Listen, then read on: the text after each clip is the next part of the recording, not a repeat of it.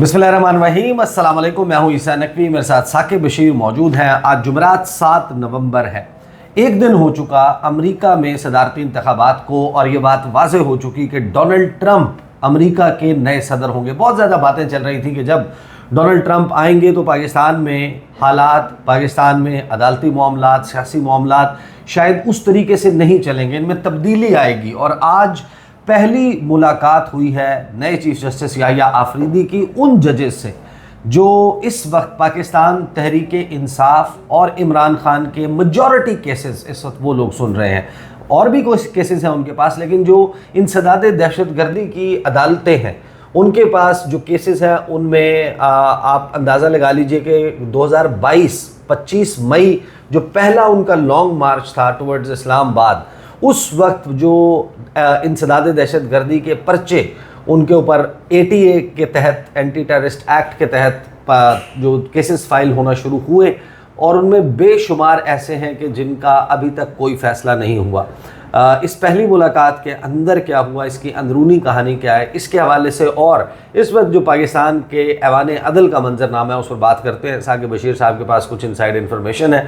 साकिब बशीर साहब, क्या आज उस मुलाकात का बड़ा इंतज़ार हो रहा था? अच्छा, वैसे मैं ज़िम्नन एक बात कह दूँ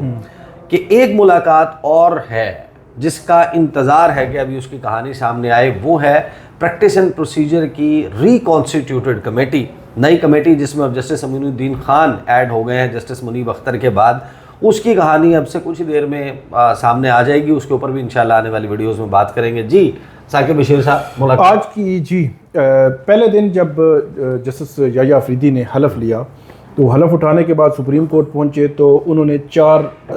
काम किए। एक तो फुल कोर्ट बुलाई थी, वो मंडे को हो गई। उसके बाद सुप्रीम जुडिशल काउंसिल का इजलास उन्होंने बुलाया था जिसकी मीटिंग कल होनी है। एक उन्होंने जो एंटी टेररिज्म कोर्ट्स हैं मुल्क भर की, उनके इंतज़ामी जजेस जो हाई कोर्ट्स के जजेस हैं उनको बुलाया था आज, उसका आज इजलास हुआ है, उस पर जो है वो हम बात करते हैं। इसके अलावा उन्होंने प्रैक्टिस एंड प्रोसीजर कमेटी जो थी उसकी तश्कील 9 की थी। तो ये 4 काम उन्होंने 26 अक्टूबर को किए थे। और जुडिशल कमीशन का इजलास पर बाद में बुलाया, बाद में जुडिशल कमीशन का इजलास बुलाया। और आज का जो इजलास है मुख्तलिफ हवालों से उसकी बहुत अहमियत है। हम पहले भी बात करते रहे हैं कि एक तो जो इमरान खान PTI के ख़ास तौर पर बड़े अहम केसेस 9 मई से मुतल्लिक़ केसेस, उनकी मेजॉरिटी अक्सरियती केसेस जो है वो पंजाब की, अगर लाहौर बात की जाए, पिंडी, फैसलाबाद, इस्लामाबाद, तो केसेस उनके मेजॉरिटी केसेस PTI के हैं इस वक्त। और दूसरा इसमें एलिमेंट ये भी था कि माजी में जो इंसदाद दहशतगर्दी अदालत सरगोदा के जज हैं वो मुदाखलत की बात करते रहे हैं, और उन्होंने एक बड़ा खुला खत लिखा था और उस खत में बड़े इंकशाफात किए गए थे। और उस वक्त के जी और उनके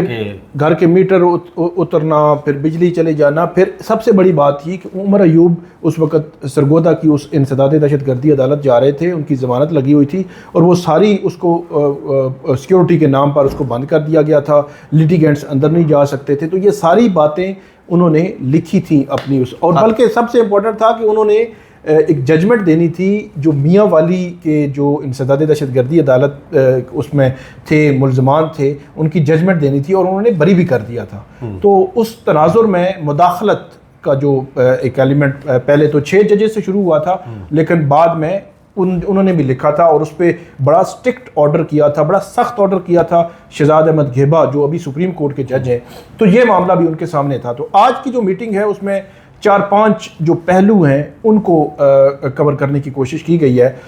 एक तो एक बड़ी ही अहम खबर है कि इस्लामाबाद में एक जेल बनने जा रही है। जेल पहले वैसे उस पर काम तो तकरीबन पिछले 4-5-6 साल से जारी है, लेकिन अब हुकूमत ने, मतलब अटॉर्नी जनरल ने आज उस मीटिंग में बताया है जजेस को कि हम इस्लामाबाद की जेल दिसंबर तक फंक्शनल कर देंगे। तो ये बड़ी इंपॉर्टेंट खबर है क्योंकि 2 महीने में इसका मतलब ये है कि जो लोग इस्लामाबाद के जिनके केसेस उस जुरिस्डिक्शन में फॉल करते हैं वो अडियाला जेल से निकल कर इस्लामाबाद के जेल में आ जाएंगे, और ये इसमें इमरान खान शामिल है डेफिनेटली, क्योंकि अडियाला जेल में 2200 कैदियों की गुंजाइश है, 8000 कैदी वहाँ पे मौजूद होते हैं। तो इस तनाजुर में भी وہاں پہ جو اوور لوڈ ہے وہاں پہ جو اڈیالہ جیل میں یہاں آنے کے بعد یہ ہو جائے گا معاملہ. لیکن عمران خان صاحب کی منتقلی اس میں بڑی اہم ہوگی کیونکہ عمران خان کے جو کیسز ہیں وہ اسلام آباد کی جورسڈکشن مطلب جو احتساب عدالت ہے وہ بھی اسلام آباد کی ہے اور جو FIA کی عدالت ہے وہ بھی اسلام آباد کی. دونوں ٹرائل جو چل رہے ہیں تو وہ شفٹ ہو سکتے ہیں اگر حکومت نے نیکسٹ منتھ اس کو فنکشنل کر دیا. تو یہ ایک بڑی اہم خبر تھی. اس کے علاوہ ایک خبر جو ہے وہ مداخلت کے حوالے سے بھی وہ بات کرتے ہیں, لیکن ایک چیز اور کہ فرینزک لیب جو ہے یہاں پہ جتنے بھی فوجداری کے کیسز ہوتے ہیں ان فوجداری کے کیسز میں کسی بھی ملزم کو پکڑتے ہی ہے پولیس یا FIA تو اس کا جو وائس میچنگ ایک ٹیسٹ ہوتا ہے, پھر جو اگر کوئی ویڈیو ہو تو اس میں جو فوٹوگرامیٹری ایک ٹیسٹ ہوتا ہے کہ آپ ویڈیو میں جو نظر آ رہا ہے بندہ کیا ایکچولی وہی ہے یا ویڈیو کو ایڈٹ تو نہیں ہوئی. تو اس قسم کی فرینزک کے لیے پنجاب فرینزک لیب جو لاہور میں اس کی خدمات لی جاتی ہیں تو اس لیے سب کو وہاں پہ جانا پڑتا ہے. تو یہ بھی ایک ایسا کام ہے. ایک تو پبلک ایکسچیکر سے اتنا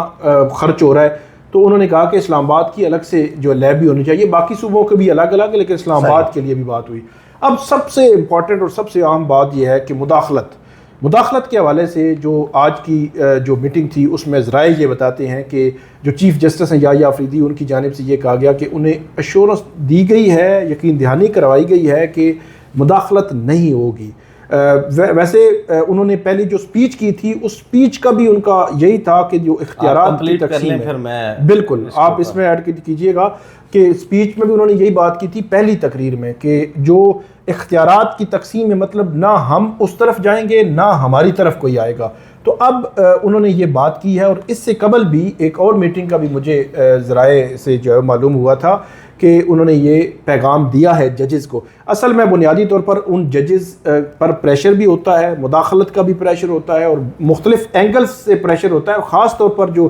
اینٹی ٹیررزم کورٹس کے ججز ہیں ایک تو ان کے پاس بڑے ہارڈ کور کرمنلز بھی ہوتے ہیں, مطلب دہشت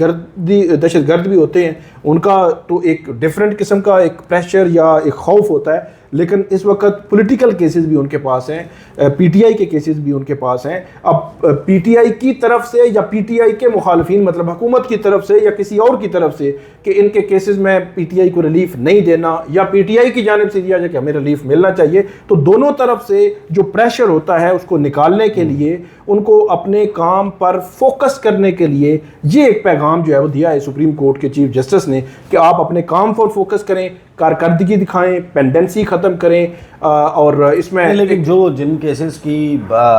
ٹائم لائن فالو نہیں ہوئی, کئی ماہ گزر گئے ہیں, وہ تو قانون کے مطابق تو اس کی اجازت نہیں ہے. تو اس کے اوپر کوئی ڈائریکشن نہیں دی گئی کہ ان کیسز کو وقت کے ساتھ جو ہے وہ فوری نمٹایا جائے, اور ان کی اگر نہیں ہوتا تو پھر ہائی کورٹ میں معاملات کو لے کے جائے. ڈائریکٹلی اس حوالے سے کوئی جو ہے وہ نہیں دی گئی ڈائریکشن. یہ کہا گیا ہے کہ کیسز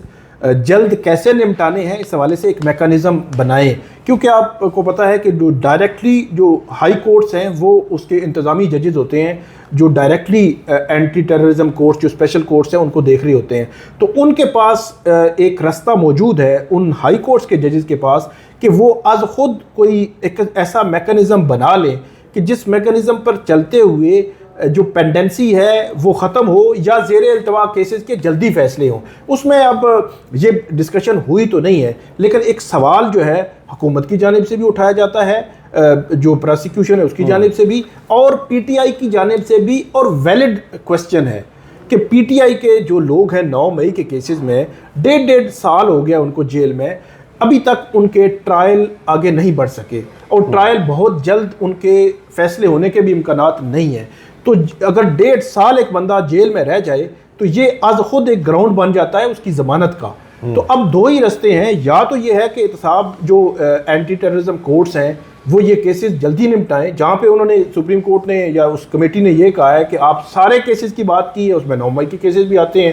اور جو ججز جہاں پہ نہیں لگ رہے ان کے اب عمران خان صاحب کے جو ضمانتیں ہیں وہ پینڈنگ پڑی ہوئی ہیں, وہ آگے نہیں بڑھ پا رہی, پراسیکیوشن نہیں آئی. تو ملٹیپل اس میں چیزیں ہیں جو میرے خیال میں دونوں اینگل سے اس کو دیکھا جائے تو حکومت یہ الزام لگاتی رہی ہے کہ یہ عدالتیں ان کیسز کو جلدی نہیں نمٹا رہی. پہلے بھی ہم نے ایک ویڈیو میں بات کی تھی کہ اس کی ذمہ دار پراسیکیوشن بھی ہے. پراسیکیوشن جو ہے جس کیس میں جتنے ملزمان زیادہ ہوں گے, جتنے گواہ زیادہ ہوں گے, اس کا ٹرائل مکمل ہوتے ہوئے بڑا ٹائم لگ جاتا ہے. تو یہ بھی ایک وجہ ہے. تو اس جب ٹرائل میں تاخیر ہو رہی ہو تو اس کا فائدہ ملزم کو ملتا ہوتا ہے, اس کی ضمانتیں ہوتی ہیں. صحیح. تو اب یہ ایک آپ کہہ سکتے ہیں کہ یہ ایک پیغام مداخلت نہ ہونے اور جلدی نمٹانے کا جو پیغام ہے, اس کے اثرات اس طرح بھی آئیں گے. لیکن آپ کو یہ فیلنگ نہیں آتی جب میں اس لیٹر کو پڑھتا ہوں جو 25 مئی کو لکھا گیا تھا ان ججز کی طرف سے, قاضی فائز عیسیٰ صاحب کو اسلام آباد ہائی کورٹ کے 6 ججز کی طرف سے 25 مارچ کو خط لکھا گیا تھا جس میں بتایا گیا تھا کہ مداخلت ہوئی, اور جب اس کی ٹائم لائن بتاتے ہیں تو یہ بتاتے ہیں کہ اس دوران چیف جسٹس عامر فاروق نے یقین دہانی کرائی کہ مجھے ایشورنس مل گئی ہے کہ مداخلت نہیں ہوگی, اور پھر وہ کہتے ہیں کہ اس کے بعد اتنی مداخلت ہوئی. تو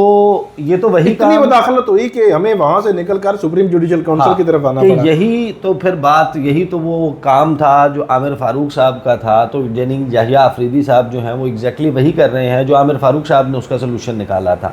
دوسرا اس کا پہلو یہ ہے کہ جب جسٹس یحییٰ آفریدی یہ میسج دیں گے کہ مداخلت کی یقین دہانی ہو گئی ہے, اس کا مطلب ہے کہ حکومت میں رانا ثناء اللہ صاحب نے اس بات کو تسلیم کرتے ہوئے کہ مداخلت ہوئی ہے, یہ مداخلت کرتے تھے ایگزیکٹو کے معاملات میں ججز, اور ان کی طرف بھی مداخلت ہوئی ایکسیپٹ کرتے ہیں. لیکن یہ نہیں ہوگا اب کہ اس میں فلاں کو یہ سزا دے دو, فلاں کو یہ سزا دے دو, آئندہ کے لیے یقین دہانی لے لیں کہ آئندہ ایسا نہیں ہوگا. تو یہ میرا خیال ہے کہ آپ کو نہیں لگتا کہ جو نئے چیف جسٹس یحییٰ آفریدی ہیں انہوں نے رانا ثناء اللہ صاحب کا جو ماڈل ہے اس مسئلے کے سلوشن کا اس کو ایکسیپٹ کر لیا کہ آپ نہ ہماری طرف آئیں, ہم آپ کی طرف نہیں آئیں گے, آئندہ کچھ نہیں ہوگا, ماضی کو بھول جائیں, مٹی پاؤ, وہ جو چودھری شجاعت صاحب کا فارمولا. بالکل آپ نے ٹھیک پوائنٹ آؤٹ کیا ہے کہ مٹی پاؤ پالیسی کے ماضی سے جو کچھ ہوا اس کو تو بھولیں, آگے بڑھتے ہیں اور آگے مداخلت نہیں ہوگی. لیکن دوسری بات بھی آپ نے ٹھیک بات کی کہ چیف جسٹس عامر فاروق نے بھی یہ کہا تھا کہ ان کو یقین دہانی کرائی گئی ہے, لیکن اس کے باوجود معاملات جاری رہے اور ان 6 ججز کو سپریم جوڈیشل کونسل کی طرف جانا پڑا. ایک اور یقین دہانی بھی ہوئی تھی, یہ آئی تھنک کہ 13 جنوری تھا, اور اسلام آباد ہائی کورٹ کے سامنے اٹارنی جنرل نے حکومت کا سب سے بڑا لا افسر, اس نے یقین دہانی کرائی تھی کہ آج کے بعد مطلب 13 جنوری 2024 کے بعد کوئی بندہ انفورس ڈسپیئرنس اس کی نہیں ہوگی. لیکن ہم نے دیکھا کہ وہ ہو رہی ہیں. تو یقین دہانیاں تو پہلے بھی کروائی جاتی رہی ہیں, تو اب بھی ہے یقین دہانی. تو یہ جو ATC ججز کے ساتھ ملاقات میں یہ جو گفتگو ہے اس کے بعد آپ کو نہیں لگتا کہ جو ہمارے ذہنوں میں سوالات موجود تھے کل یعنی کہ 8 نومبر جمعے کے دن سپریم جوڈیشل کونسل کے اجلاس کے حوالے سے, کہ جس میں اسلام آباد ہائی کورٹ کے 6 ججز نے ان سے استدعا کی ہوئی ہے کہ آپ ہمارے لیے ایک تو ڈائریکشن جاری کریں, ایک جوڈیشل کنونشن بلائیں, اور یہ جو مداخلت ہوئی ہے اس کے اوپر ہمیں بتائیں کہ ہم نے کیا کرنا ہے, اور ہمارے ساتھی ججز جن کے علم میں یہ آئے کہ کسی جج کے ساتھ یہ صورتحال ہے تو انہوں نے کیا کرنا ہے. تو میرا خیال ہے کہ پھر تو یہی جو آج جمعرات کو گفتگو ہوئی ہے اس کا مطلب ہے کہ یہ judicial council, supreme judicial council میں بھی معاملہ ایسے ہی سیٹ ہوگا. ڈیفینیٹلی وہ تو ایگزیکٹلی فورم ہی ہے. ہاں, ان کے ریفرنسز فارغ ہو جائیں گے. اب نہیں, یہ ہم اس میں کچھ نہیں کہہ سکتے کہ ریفرنسز فارغ ہو جائیں گے, کیونکہ انیشیل اسیسمنٹ ہر کمپلینٹ اور ریفرنس کی لی جاتی ہے کہ انیشلی دیکھا جاتا ہے کہ اس میں کچھ ہے یا صرف کو فریولس قسم کا ڈالا گیا ہے تو فارغ ہو جاتا ہے. تو اس میں ہے تو ہائی کورٹ کے 5 ججز ہیں, چیف جسٹس قاضی فائز عیسیٰ کے خلاف ہیں, الیکشن کمیشن کے ممبران, چیف الیکشن کمیشنر, ان سب کے خلاف ہیں. تو دیکھنا یہ ہے کہ اس کو کیسے دیکھیں گے. لیکن ایک جو مداخلت کا جو ایگزیکٹلی جو معاملہ ہے یہ تو سپریم جوڈیشل کونسل کے ساتھ جڑا ہوا ہے, اور یہ ایک امکان ہے کہ اس جو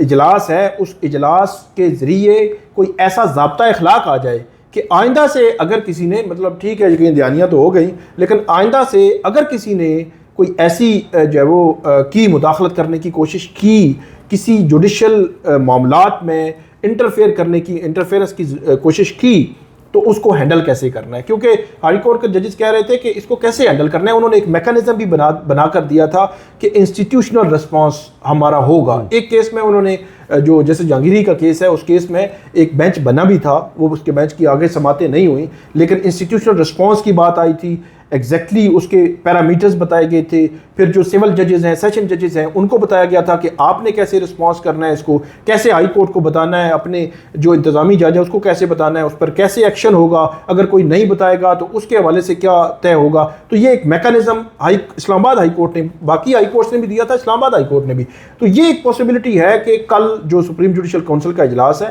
اس اجلاس میں کوئی ایسا میکانزم بنا دیا جائے کہ فیوچر میں اگر مداخلت ہوئی تو اس کو روکنے کے لیے یہ طریقہ کار ہوگا، یہ طریقہ کار ہوگا۔ اور فائنلی یعنی مجھے یہ بھی بتا دیں کہ وہ جو ایک بینچ بنا تھا، یعنی جب یہ خط آیا تھا، خط کے بعد فل کورٹ میٹنگ ہوئی، میٹنگ میں کچھ اور کہا گیا، باہر کچھ اور خبر آئی، پھر قاضی فائز عیسیٰ نے وزیر اعظم سے ملاقات کر لی، ملاقات کر کے انہوں نے یک رکنی کمیشن بنانے کا اعلان کر دیا، پریشر بن گیا، خطوط لکھے گئے، تصدق حسین جیلانی نے معذرت کر لی، اس کے بعد پھر فل کورٹ میٹنگ ہوئی۔ اس میٹنگ میں ہمیں پتہ چلا کہ کچھ ججز ہیں، خاص طور پر جسٹس اطہر من اللہ، ان کے اور پھر دیگر جج صاحبان کے اور قاضی فائز عیسیٰ کے درمیان کو ہاٹ ایکسچینج ہوا، پھر ایک بینچ بنا دیا گیا۔ اس بینچ کی پروسیڈنگ جسٹس اطہر من اللہ کی جانب سے یہ کہا گیا تھا کہ یہ عدلیہ کے ہیرو ہیں یہ ججز، اور اس کو چیف جسٹس قاضی فائز عیسیٰ نے بہت مائنڈ کیا تھا، مائنڈ بھی کیا تھا۔ اور پھر جب وہ جو بن گیا بینچ، وہ جسٹس مسرت ہلالی کی طبیعت کی ناسازی کے باعث وہ ختم ہو گیا، اب آئین تبدیل ہو گیا ہے جی۔ اب وہ جو اس قسم کے مقدمات ہیں، معاملات ہیں، انہوں نے جانا ہے آئینی بینچ کے پاس۔ تو اب دو ہی چیزیں ہیں، یا تو وہ کیس بس اب وہ بینچ کبھی بھی نہیں بنے گا، وہ ختم سمجھے معاملہ، یا یہ آئینی بینچ کی طرف ان کا معاملہ جا کے وہاں پر اگر تو کل یہ سپریم جوڈیشل کونسل اس خط کو ایڈریس کر دیتی ہے، مطلب کیونکہ خط سپریم جوڈیشل کونسل کو تھا اور خط یہ تھا کہ میکانزم بنائیں، اگر ایڈریس ہو جاتا ہے تو میرا یہ خیال ہے کہ پھر وہ ہو سکتا ہے جوڈیشل سائٹ پہ چیزیں آگے نہ بڑھیں، یہیں سے اب آگے بڑھیں گی۔ ایک چیز جو مجھے اسسمنٹ ہے میری، کچھ انفارمیشن بھی ہے کہ اب شاید ماضی کی طرف نہ دیکھا جائے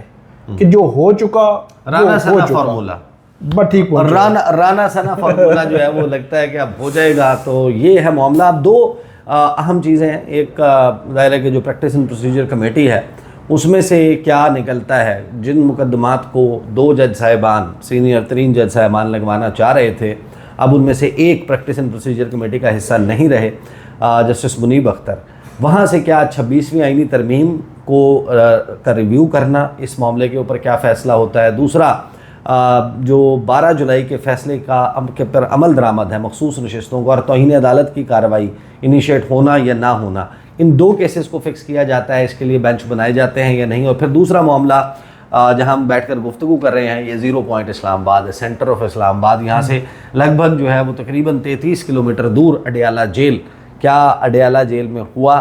القادر ٹرسٹ کیس، وہ کس سٹیج کے اوپر پہنچ چکا ہے، اور وہاں پر عمران خان صاحب نے کچھ گفتگو بھی کی ہے میڈیا نے، آنے والی ویڈیو میں اس کے اوپر بات کریں گے۔ اب تک کے لیے اتنا ہی، اجازت دیجیے، اللہ حافظ۔